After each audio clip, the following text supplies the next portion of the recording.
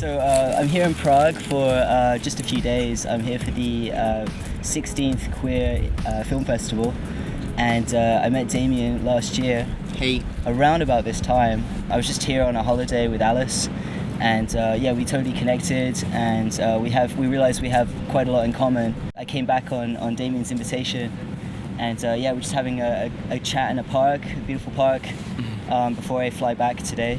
It's a beautiful day. It's a beautiful day, yeah.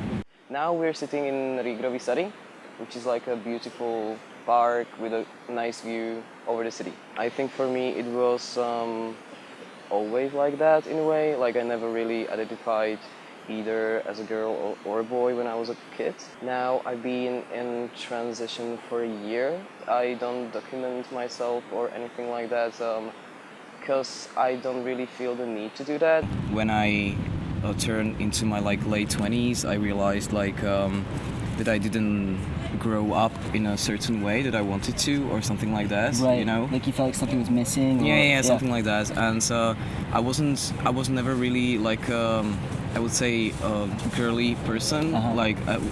Even in my looks, I was very androgynous. Yeah. So, and what used to happen to me at the time before. It's Victor. Hi. Do you want to come and sit with us?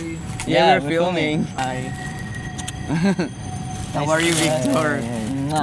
We're all super hungover because Yeah. we were at the party last night, and Come I and slept sit for down. 3 hours. 3 Yeah. hours. But basically, what I wanted to say, we were talking about my transition. Right before I started transitioning medically, what was happening to me was that people couldn't really read my gender, and I didn't really like it Right. at that point. So yeah, but I kind of knew for a longer time, but it took me it took me some years to realize that this is what I want to do, you know. Yeah. I don't know if it's clear enough, in a No, way. it really is, and it's really similar to my journey as well, Yeah. because I always kind of walked the line of gender and was very androgynous, and I always wanted that to be enough for me, but it wasn't. I felt like there was something missing in my life, and that I wasn't being authentic to myself. Do you feel more relaxed now, I guess? Yeah. No? And Definitely, yeah, I do feel a lot me more too, relaxed. actually, yeah. So tell me about the festival. So, Mesopotamia is a queer film festival that's it's a great venue, it's a great place where you can meet nice people and go to parties, see great films. I've been working for Mesopotamia now for 3 years. I do the off program, that means parties, debates, exhibitions. I mean, I'm really impressed with the level of organization. It just seems, really, really, really great to know where I'm meant to be and what I'm meant to be doing, and just I know we missed each other at the airport, but It was kind of awkward.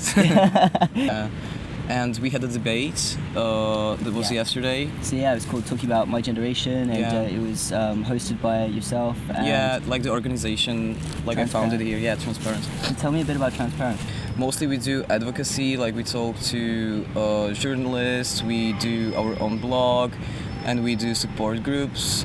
I don't see much of a relevant trans representation in the media. I write about trans, issues or a trans lifestyle, also about trans problems, and I shoot videos with people I know, I interview them. I think if you're living somewhere else, in some smaller cities, it could be more difficult. It's the same in England as well. I think just with if you're from a rural area or a small town, you often have to be the one to educate your doctor about how they can help you. Yeah, it's the same. It's the same here. Yeah. But it's also there are not so many endocrinologists here, for example, who would deal with transition and these issues, so that's also sometimes difficult to find a good endocrinologist. Here everything is in language, everything is gendered. If you want to say one sentence, you just need to say it in the gendered way. For example, for the people they talk to you, if it clicks in their brain for once, I think then they're trying to use it all the time. It reminds you about the transition all the time. That's what I think is the problem.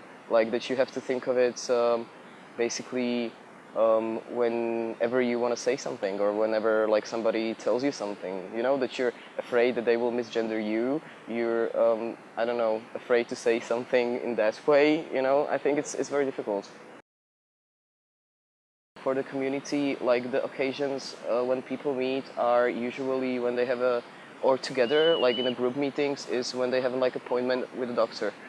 Also, like the Like public perception. yeah, like of trans issues or trans people. It has completely turned around, I think. We've definitely, And last year was like huge, you know, like Yeah. Laverne Cox on, I don't know, Caitlyn Jenner, blah blah blah. Yeah, it's gone beyond what it's ever been, you know. I mean, it's just people are really changing their minds about trans people and starting to understand a bit more, which obviously saves lives.